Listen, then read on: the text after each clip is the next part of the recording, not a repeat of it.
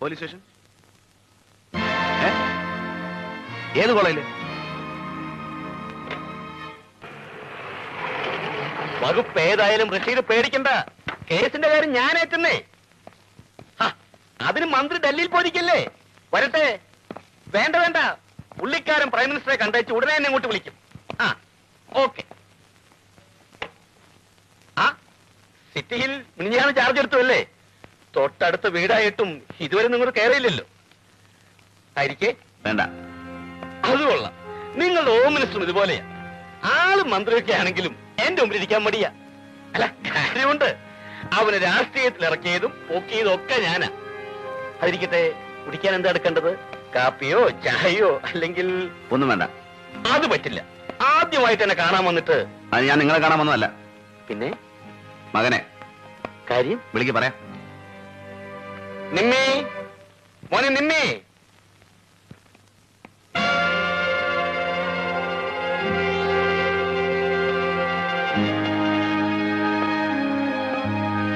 നിർമ്മൽ ഹാസൻ എന്നല്ലേ പേര്?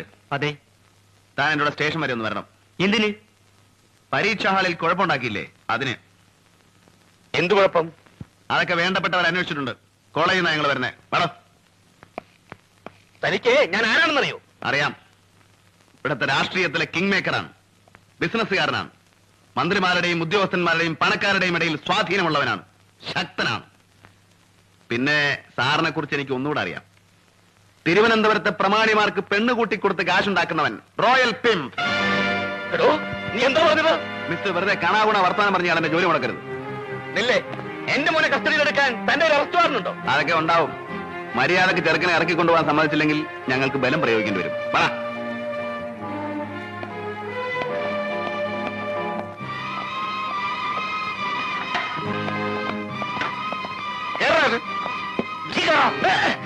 ബീച്ച് വഴി വിടാൻ പറ.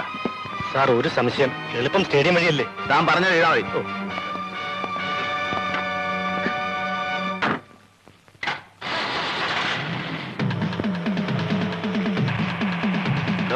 പരീക്ഷയ്ക്ക് കോപ്പി അടിക്കുന്നവൻ കഷ്ടപ്പെട്ട് പഠിക്കുന്ന വിദ്യാർത്ഥികളെ തോൽപ്പിക്കുകയല്ലേ? അക്കാപ്പിച്ചയ്ക്ക് സമരിക്കുന്ന തന്നെപ്പോലുള്ള തന്തക്ക് പറക്കാത്ത നേതാക്കന്മാരത് കാണില്ല. ഒരു പാവൻ ടീച്ചറെ ഈ അന്യായം ചേർത്താൽ ശിക്ഷിക്കണോ? ഞാൻ കോപ്പി അടിച്ചതിനല്ല, അവൾ എന്നെ. ആവണോ?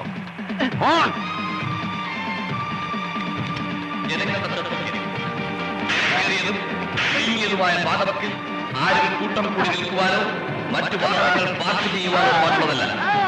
ജനങ്ങൾ റോഡരികിൽ സ്ഥാപിച്ചിട്ടുള്ള ആളുകൾ കൂട്ടം കൂട്ടമായി നിൽക്കരുത്. നിങ്ങളുടെ സുരക്ഷിതത്വമാണ് ഞങ്ങളുടെ സേവന ലക്ഷ്യം. അതിനായി പൂർണ്ണമായും ഞങ്ങൾക്ക് സഹകരിക്കുക. വാഹനങ്ങളുടെ പ്രത്യേക ശ്രദ്ധയ്ക്ക്. വാഹനങ്ങൾ പരസ്പരം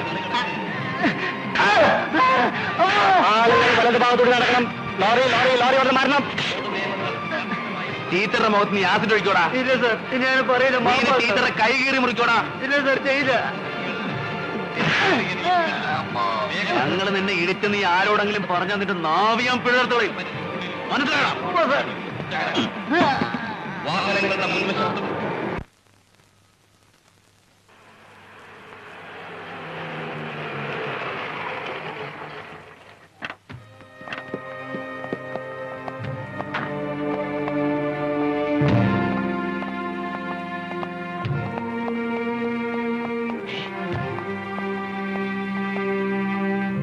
എന്റെ പോലെ നിന്നോട് എന്ത് ചെയ്തു? പറ, എന്ത് ചെയ്തെന്ന് പറ. ഇല്ല, ഒന്നും ചെയ്തില്ല. പിന്നെ ഈ പാടൊക്കെ പറഞ്ഞു കൊടുക്കടാ അച്ഛനെ. അത് ഞാൻ വണ്ടിയിൽ നിന്ന് ചാടി ഓടിയപ്പോ വീണതാ. നിങ്ങൾ ഇവനെ എവിടെ കൊണ്ടുവരുന്നു? പറയണം. നിങ്ങളാരാ ചോദിക്കാൻ? ഞാൻ അഡ്വക്കേറ്റ് ജയചന്ദ്രൻ. വക്കീലാണെ കോടതി മതി. ഇവിടെ വന്നൊന്ന് കുറയ്ക്കരുത്. ഇത് പോലീസ് സ്റ്റേഷനാണ്. ഇൻസ്പെക്ടർ, വെറുതെ അല്ലേ വന്നത്? എന്റെ മോനെ ജാമ്യത്തിൽ ഇറക്കാനാണ്. അതിന് വക്കീലും കൊണാപ്പിയൊന്നും വേണ്ട. ഞാൻ വിട്ടേക്കാം, സ്വന്തം ജാമ്യത്തിൽ. പക്ഷേ കേസ് ചാർജ് ചെയ്യാൻ പേര് മേൽവാസം എഴുതിയെടുക്കണം, അവന്റെയും അവന്റെ തന്തയുടെയും. കേരള അവനകത്തേക്ക്.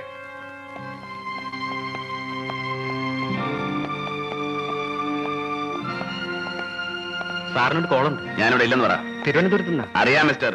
വലിയവന്റെ മക്കളെ പിടിച്ചാൽ തിരുവനന്തപുരത്ത് വിളിക്കൂ. പറഞ്ഞേരി വിട്ടെന്ന്.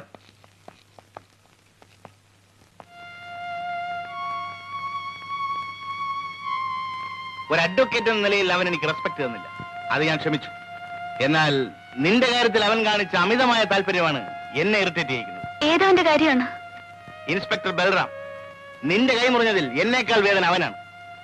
ആ പൂർവകാമികയല്ലേ, സഹിക്കുന്നുണ്ടാവില്ല. എന്തിനാ ആവശ്യമില്ലാത്തത് പറയുന്നത്? ആവശ്യമില്ലാത്ത വാശി അവനാണ്. ഈ കേസ് രാജിയാവാൻ അവൻ സമ്മതിച്ചില്ല. ഭാര്യയ്ക്ക് പരാതിയില്ലെന്ന് ഭർത്താവായ ഞാൻ പറഞ്ഞിട്ടും കേട്ടില്ല. കേസ് ചാർജ് ചെയ്തു. ഇതെങ്ങനെ നേരിടണമെന്ന് എനിക്കറിയാം. നീ എനിക്കൊരു സ്റ്റേറ്റ്മെന്റ് എഴുതി തരണം. എന്ത് സ്റ്റേറ്റ്മെന്റ്? പരീക്ഷാ ഹാളിൽ എഴുതിക്കൊണ്ടിരുന്ന കുട്ടിയുടെ ഉത്തരക്കടലാസിൽ കൈവച്ചപ്പോൾ അതിനകത്തിരുന്ന ബ്ലേഡ് അബദ്ധത്തിൽ കയ്യിൽ തട്ടിയതാണ്. സത്യം അതല്ല, അവൻ എന്റെ കൈ കീറി മുറിച്ചതാണ്. ആയിരിക്കാം. എന്നാൽ കോടതിയിൽ പ്രതിഭാഗം വക്കീൽ എന്ന നിലയിൽ അന്യായക്കാരിയായ നിന്നെ വിസ്തരിക്കാൻ ഞാൻ തയ്യാറല്ല. പയ്യന്റെ അച്ഛൻ ചന്ദ്രഹാസൻ ആരാണെന്ന് നിനക്കറിയാമോ? രാഷ്ട്രീയക്കാരിൽ വെറും തറയിൽ അദ്ദേഹം. Highly influential and immensely rich. അങ്ങേരുടെ മകനോട് തെറ്റ് ചെയ്താൽ അത് നമുക്ക് അങ്ങ് ക്ഷമിക്കാവുന്നതേ ഉള്ളൂ. ഞാൻ ക്ഷമിക്കില്ല. ഈ കേസ് കോംപ്രമൈസ് ആക്കാൻ ഞാൻ കൂട്ടു നിൽക്കില്ല. You must. ഇതെന്റെ പ്രസ്റ്റീജ് ഇഷ്യൂ ആണ്. നീ എഴുതി തരണം. പ്ലീസ്, എന്നെ കമ്പനി എഴുതി ചെയ്യട്ടാ, പ്ലീസ്. ഓക്കെ, ഞാൻ നിന്നെ നിർബന്ധിക്കില്ല. But you know Usha, it is a duel between me and the inspector Balram. നീ ആരുടെ ഭാഗത്താണെന്ന് എനിക്കറിയണം. എന്റെ ഭാര്യയായിട്ട് ഇവിടെ കഴിയണമെങ്കിൽ ആ സ്റ്റേറ്റ്മെന്റ് എഴുതി തന്നേ പറ്റൂ. The choice is left U.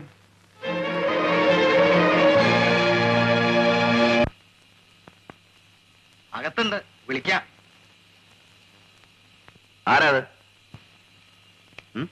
ഇത് വേറെ കിട്ടിയ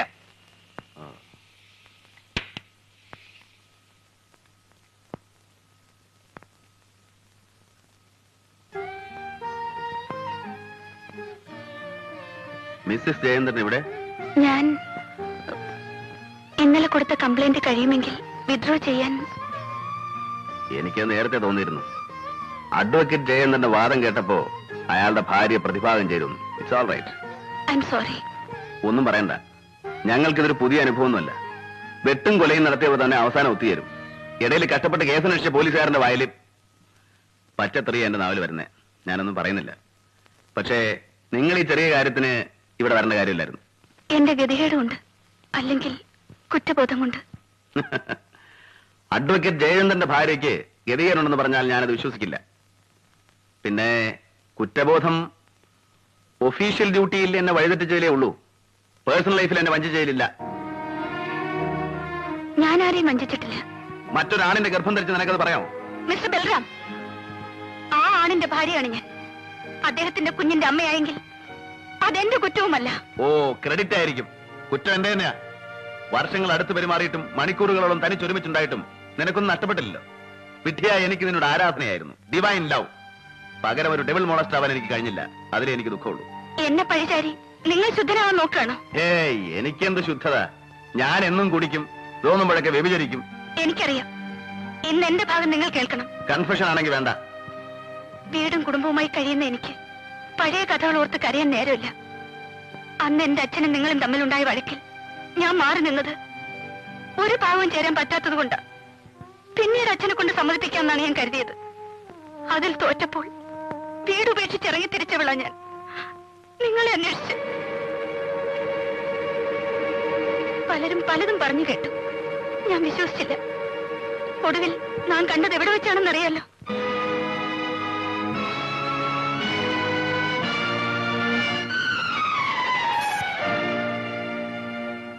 ഒരു കൊലയാളിയാണ് നിങ്ങളെന്ന് അറിഞ്ഞിട്ടും എനിക്ക് നിങ്ങളോടുള്ള സ്നേഹം കുറഞ്ഞില്ല. എന്നാൽ അന്ന് ആ വ്യഭിചാരശാലയിൽ വെച്ച് നിങ്ങളെ ആ പെണ്ണിനോടൊപ്പം കണ്ടപ്പോൾ എന്റെ കുറ്റപ്പെടുത്തുന്നില്ല ആരെയും. It's my faith.